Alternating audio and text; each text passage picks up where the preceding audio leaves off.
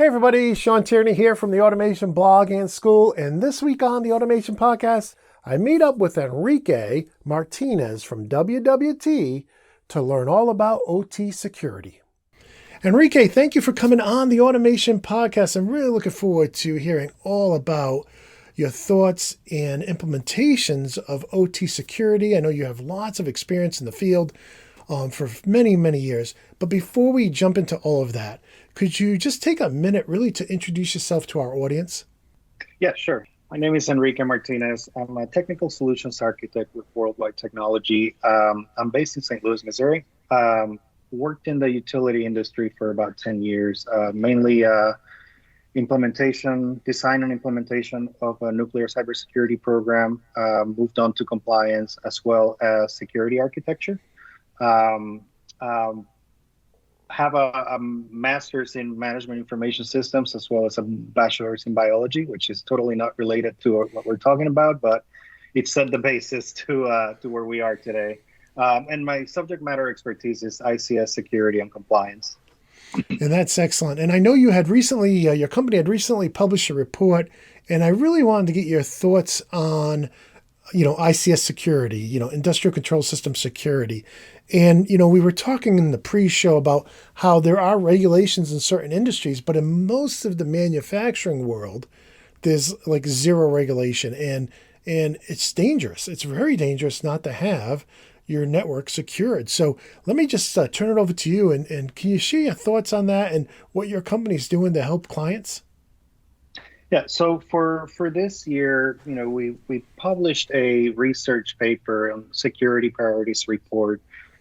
There's 5 main subject areas. One of them being security industrial control systems, right? So in there, we actually go into techniques, for securing industrial control systems, such as in manufacturing, specifically going into defense in depth. So it's that stacking of security controls to ensure you have a good overall strategy to lower and minimize your risk where possible. It is part of our, I would say, go-to-market strategy. The idea really is to engage customers in a way that we're not only, I'd say, just trying to sell something, but we're actually sharing the knowledge, educating at the same time as we are helping them build a strategy for securing their plant floors.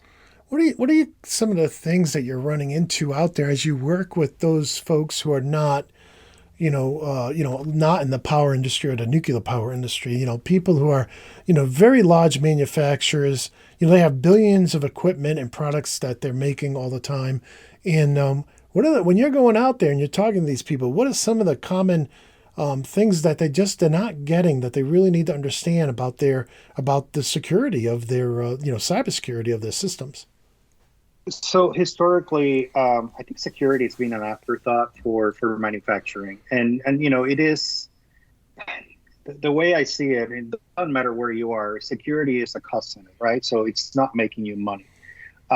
So if it's not making you money, it's probably not very important. The problem is that, over time, we've had a little bit of, an increase in different attacks, sophistication, and actual targets, right? So now we're actually seeing, rather than let's say, accidental compromise of industrial assets, now we're seeing targeted attacks where, the actual target is to disrupt operations. When you do that, you're costing millions, if not billions of dollars to a company, which, it could be a giant, and a loss big enough will actually drive them out of business. Not only that, every minute that you're not operating in your production floor, you're losing money, right? So it actually starts to impact their bottom line. And I think, that coupled with the fact that there's an increased coverage of that in the media, it's actually bringing it more to their attention. They don't want to be the next whomever, right? They don't want to be the next Colonial. They don't want to be in the news because that's going to hurt your brand.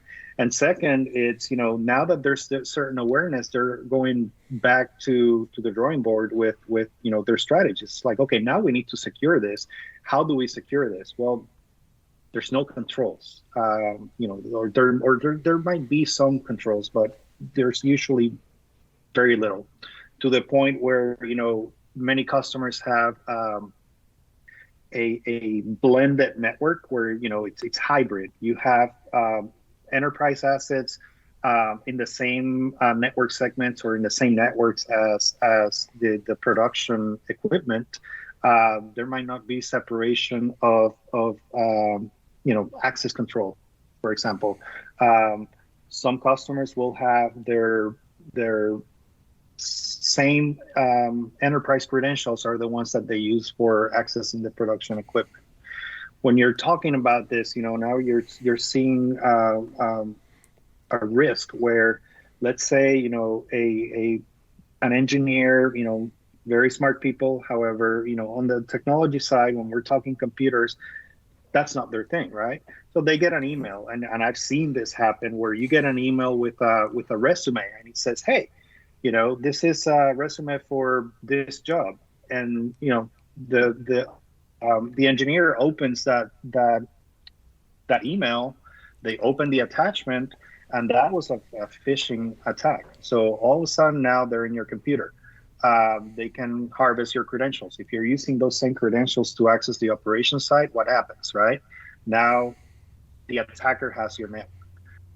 So the idea is to really separate your services for both networks, right? I like to say, let's treat it as two separate entities where, enterprise does not trust operations and operations does not trust enterprise. That way, if you have a certain event, whether it's on the enterprise side or whether it is on the operations side, you're a little bit isolated. You're actually containing that attack or that blast radius, as we like to call it. That's a very good point, because I do think there's a push in industry to try to, merge all the logins for the PLC programming software and the email system. Your Active Directory or your domain. Well, you reuse those on your HMIs and your PLCs, and you bring up a good point, because if they hack one, now they have both, and if they're separate. Yep. And, I did want to say one thing. I'm very glad you brought up this slide, because we talk about this quite often. The Colonial pipeline that said the price of gasoline skyrocketing, $7, $8 a gallon. That was that was 100% preventable. And even maybe scarier in a way was the attempt to poison the water supply that you have down there as well, down in Florida. And both of these were avoidable. And I kind of want to tell people, if you don't have a secure connection, if you're not 100% sure, disconnect from the internet. This is not your home router that connects to a few devices in your home. I mean, this is controlling a water supply. This is controlling a manufacturing plant.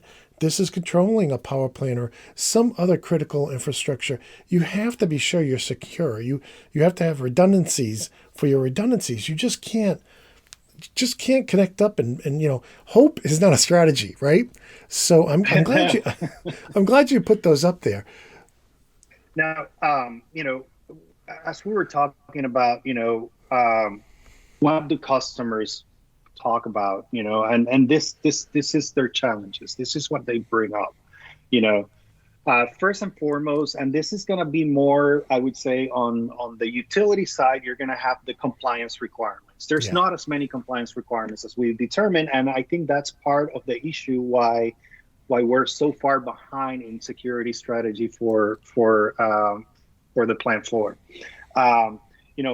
Still, the similarities between both verticals are tremendous. You have that implicit trust model, right? Everything's built with a very specific purpose, which is do your work.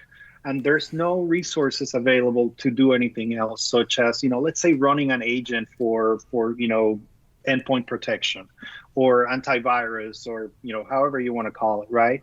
Um, Obviously the focus is on safety first. It's always been that way.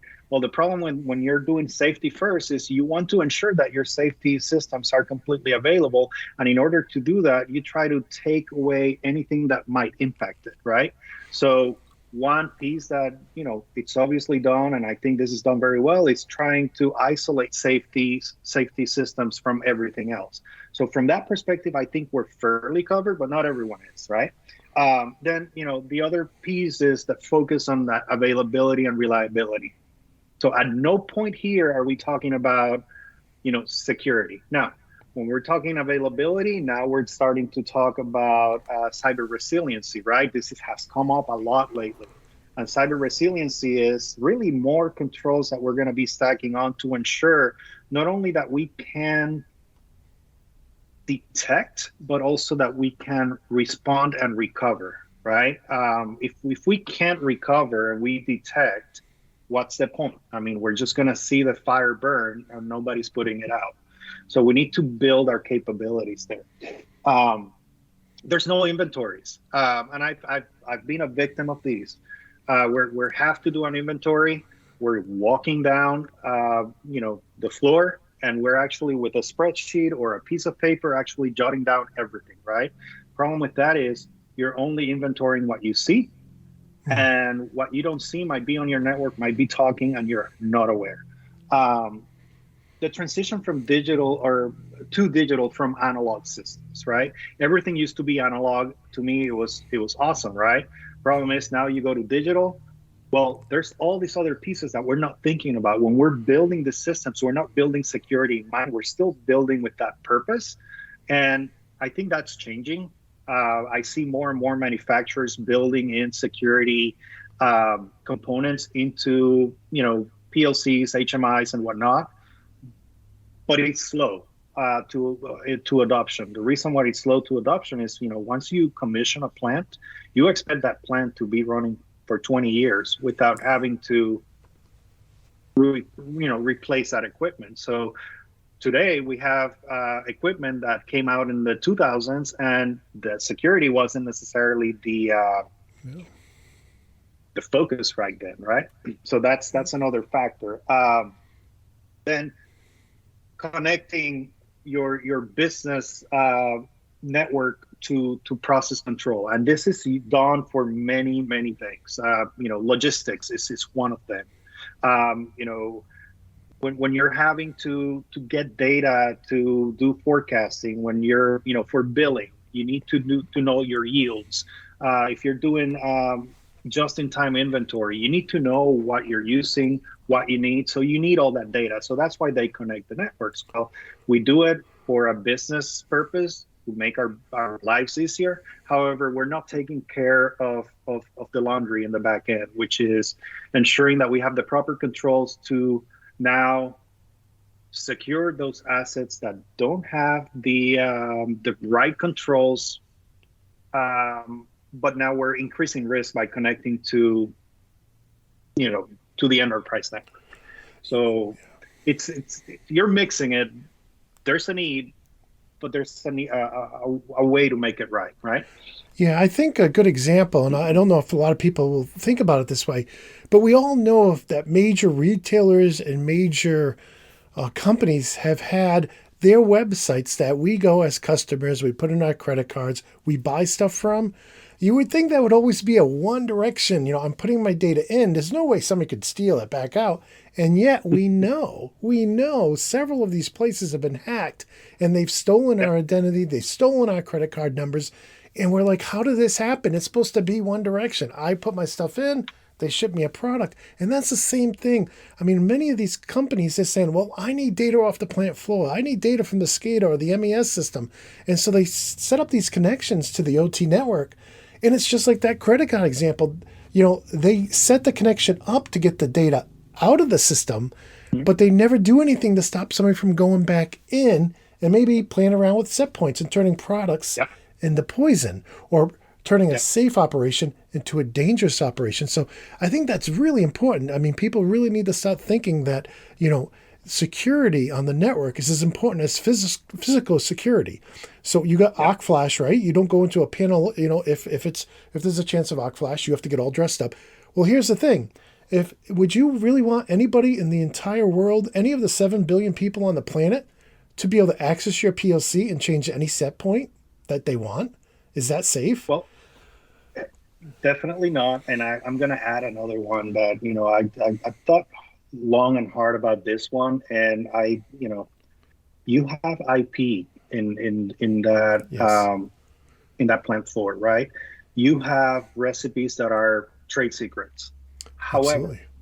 if you're able to completely compromise the process and monitor, you can actually extract those recipes, right? So now you lost your IP, you lost your competitive advantage, right? So it is also a business discussion. It's not just a security and, well, what if they change the recipe? Well, you have a validation process, which hopefully you'll be able to catch that poison before it goes out. However, you're going to lose that product, right? However, there's those checks and balances to prevent it from going out, although it has happened. But now, what about losing your IP, right? You have nation states that are going to be deep in the network. They're going to be looking for those trade secrets. They're going to extract them. They're Absolutely. going to replicate. They're going to become your competition, undercut you, and maybe drive you out of business, right? So that's another very important distinction to point out because it's to me that threat is real. Yeah, and it's not just the secret formula for Coca-Cola, right? There are, No, like, you can go no, into some pharmaceuticals where nothing on the plant floor can have any connection to anything outside the plant floor. There's no internet allowed.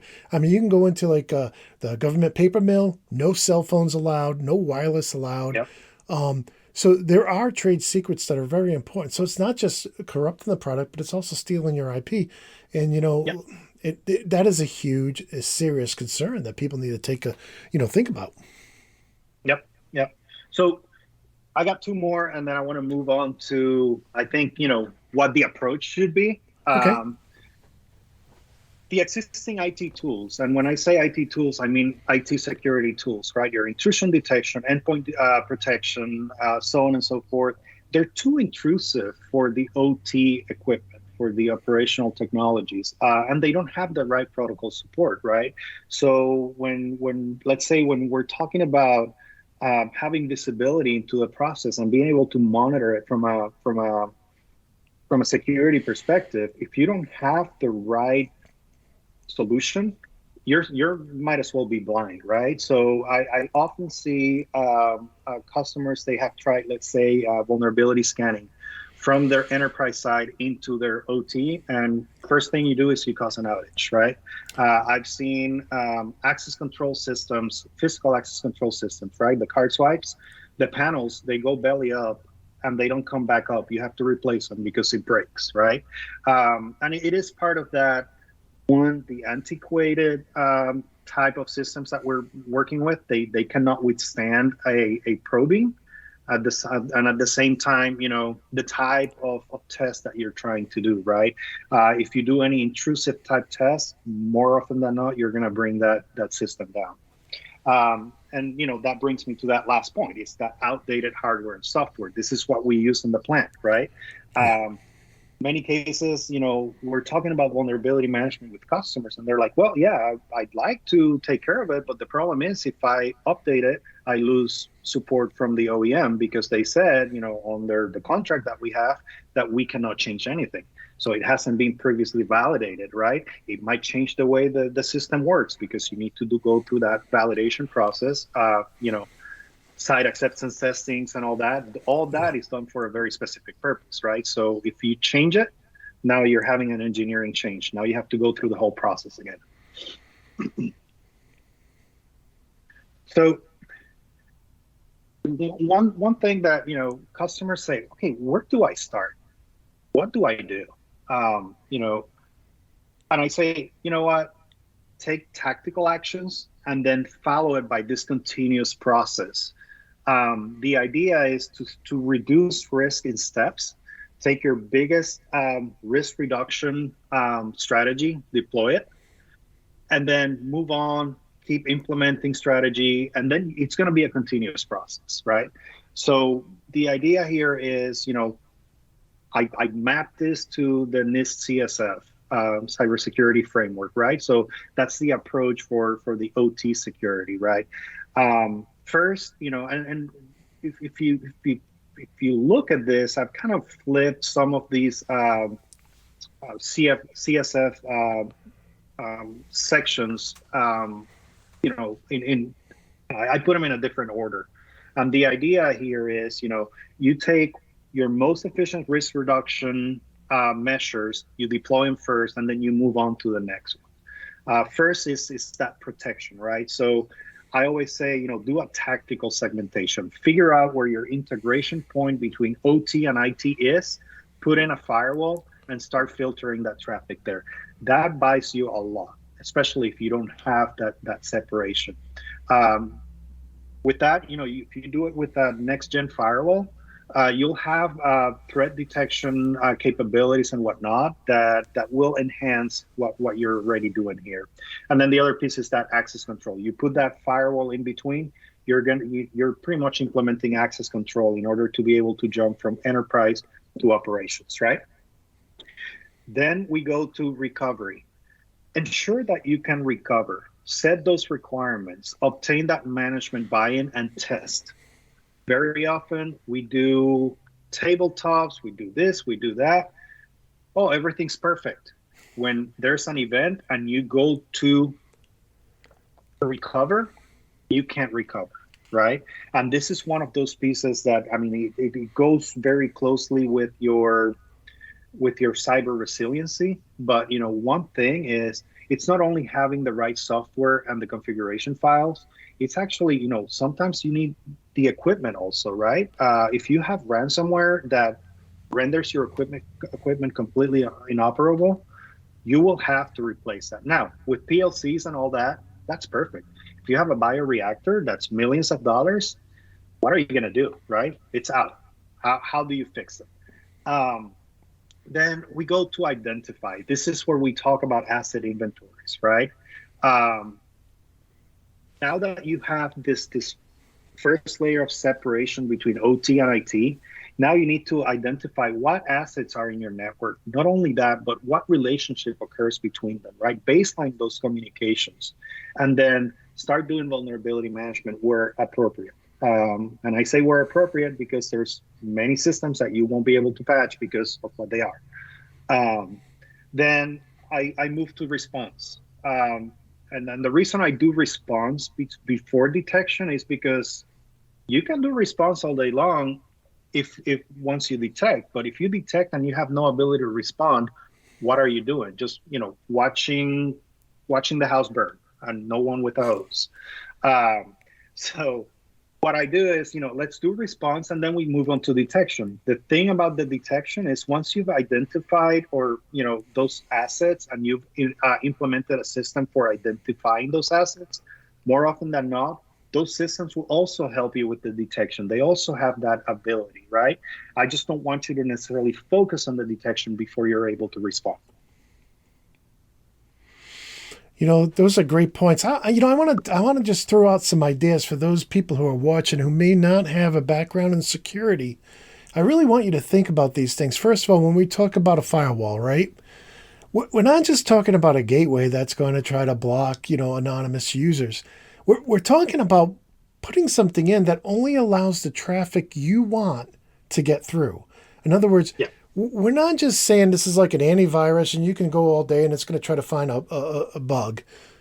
We're saying we are only going to give permission to traffic that we have already pre-authorized. Maybe it's a connection from a SQL server or an MES system down to a SCADA system. You're purposely closing everything and then only opening up the exactly what's necessary. Okay. And that prevents them from getting access to your entire network, right? So yep. Think about that as one way to look at that firewall, okay, that DMZ.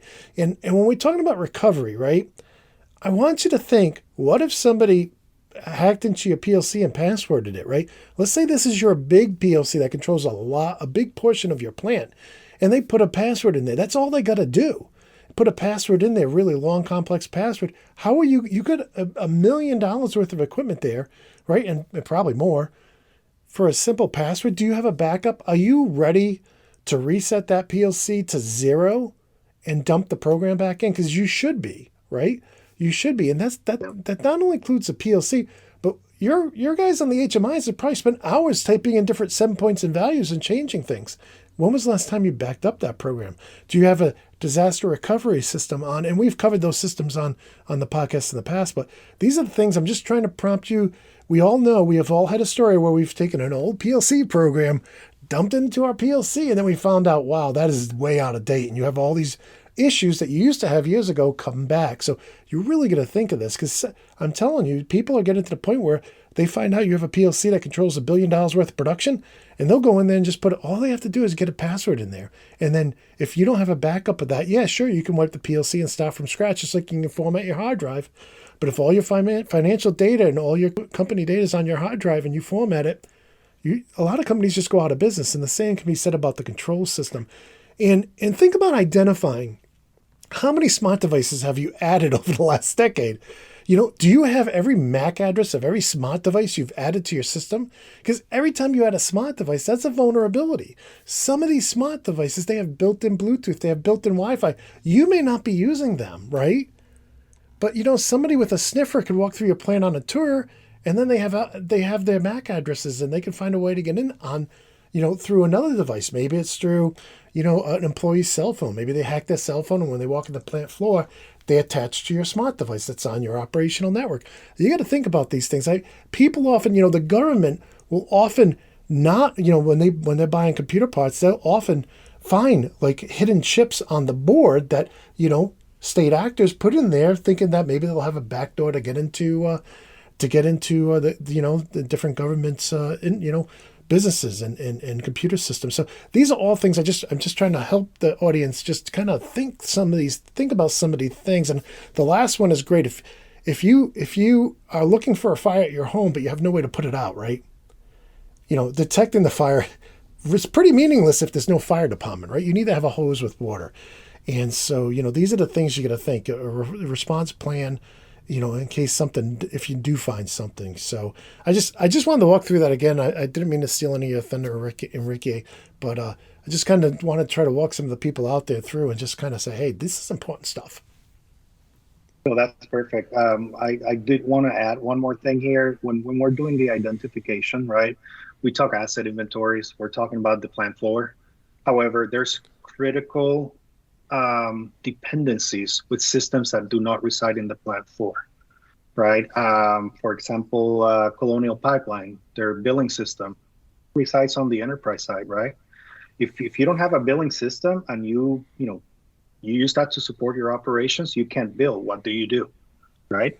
So it's necessary to ensure that when we're doing a strategy for security of OT equipment or of, the industrial control system, that critical dependencies, your MES, your billing, your logistics, anything like that, that you elevate the importance of those systems to the same level as your operations equipment, because you need to protect it the same way. In many cases, you lose that, you might as well not be operating. Absolutely. Yeah. And then you mentioned DMZs, which is pretty cool because I have a slide here about nice. the industrial DMZ, right?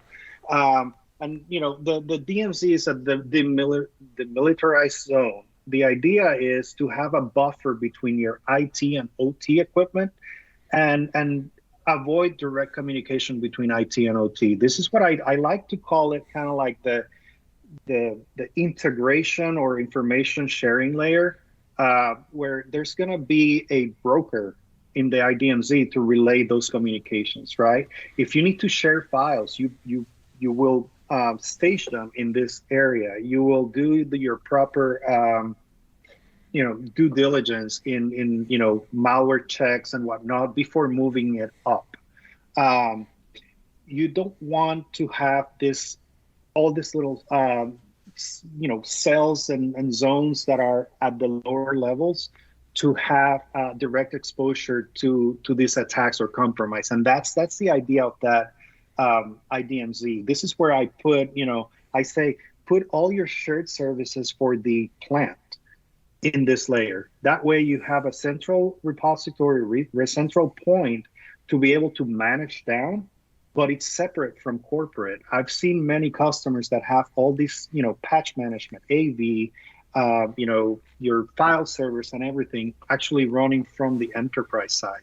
And this is one of those pieces that, let's say you have a virus scanning system, a platform, a vulnerability scanning platform, right? So when you're doing vulnerability scanning, you're actually allowing through that firewall that we were talking about, all traffic from this one specific system to any system that you're scanning. Any protocol, any port, anything, right? You're talking 65,000 ports, you're talking different protocols. You're not just limiting it to Modbus. So what you're doing now is you have one system that if it gets compromised or let's say spoofed, now that attacker has unfettered access to your production line through an approved method, right? So what I tell customers is don't scan from enterprise, scan from the DMZ. It's a separate instance, but it's dedicated for that. So that way, where your enterprise system gets compromised, you're not giving them access to your operations equipment. Right, so those are pieces that I like to bring up because I think not everyone thinks about this every day, and they are they're very trivial from a security perspective. When you're looking at financials, yeah, it'll cost you money to replicate many of these systems, but you already know how to manage them. You already have them in your enterprise. You already have the expertise. Let's just do it in a more secure way, right? Layer those controls. It's always that. One last thing, I think physical security. We don't think a lot about physical security, but you can have all the cyber controls in place. And if you don't have a good physical security program around it, you might as well not have security controls because someone can come up, walk to your plant, make the changes, plug in a USB, and all of a sudden your plant is compromised, so on and so forth. So, that's one of the, when we're talking defense in depth, yeah, we're talking cyber, but a very big component, especially in distributed environments, it's going to be the physical access control, ensuring that you're not able to, just walk to a plant and, act like you belong there and start compromising assets. Yeah, I mean, I don't care if it's a panel view or a server. I know, it could be a voting machine or it could be a cell phone. If you can plug a USB port or something, a USB into it, you can compromise that system. It's extremely easy. We teach people at the blog how to create an auto run script for their Panel View Plus to copy files to and from it. But just think of what that same script could do. It could format the entire Panel View Plus. It could erase the operating system, right? What would you do with it then, right? So, Yep. Yeah, physical security. I'm so with you there. So vitally important. Yeah. Other than that, I'm thinking, going through the list of controls, right? We're going to be talking about physical security. To me, that's kind of like base. Then you have segmentation. Put your firewall. Once you put your firewall, you have the right identification and whatnot. You can go actually further into the plant and actually start dividing by maybe, device types or, lines, whatever makes sense. Every customer is different. So I cannot tell you what the ideal segmentation strategy for your floor is.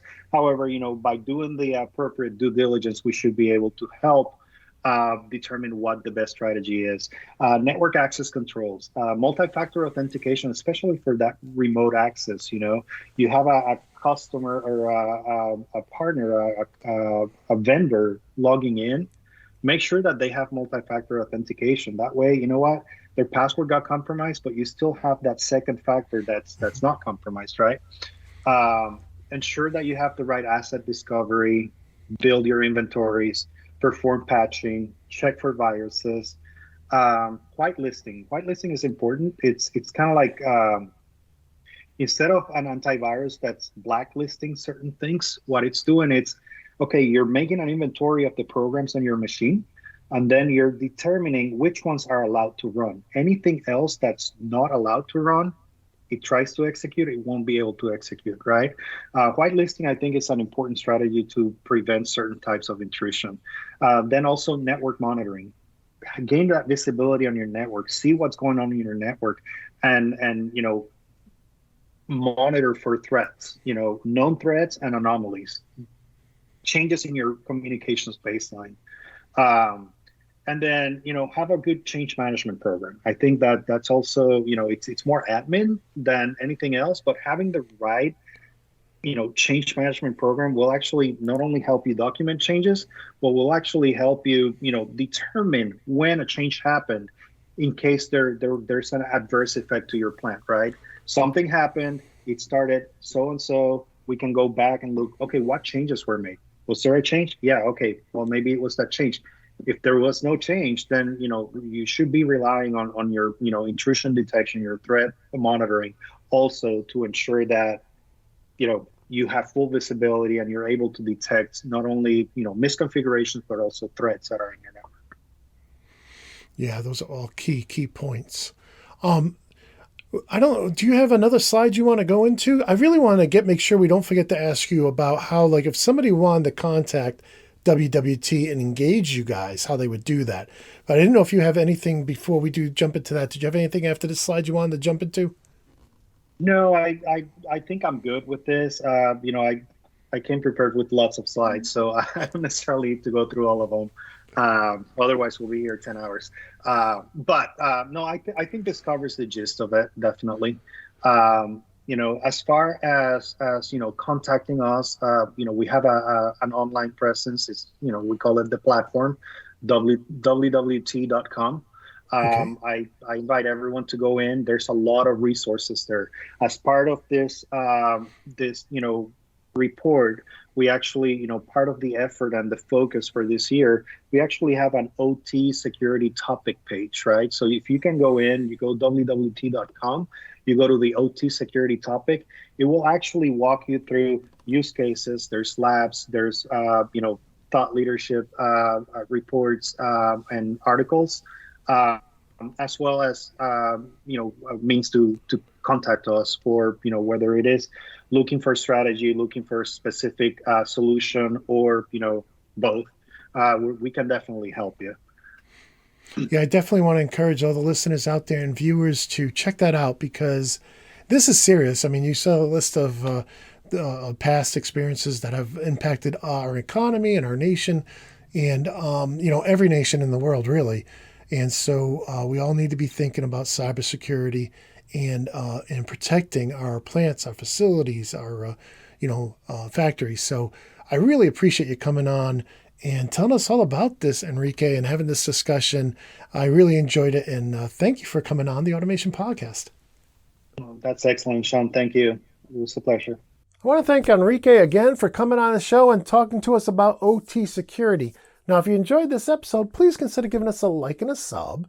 And if you want to get in touch with me or follow me, you can do so over at automation.locals.com. You can also find all of my very affordable PLC, HMI, and SCADA training courses at theautomationschool.com. With that said, I want to wish you all a very happy, safe, and healthy week. And until next time, my friends, peace.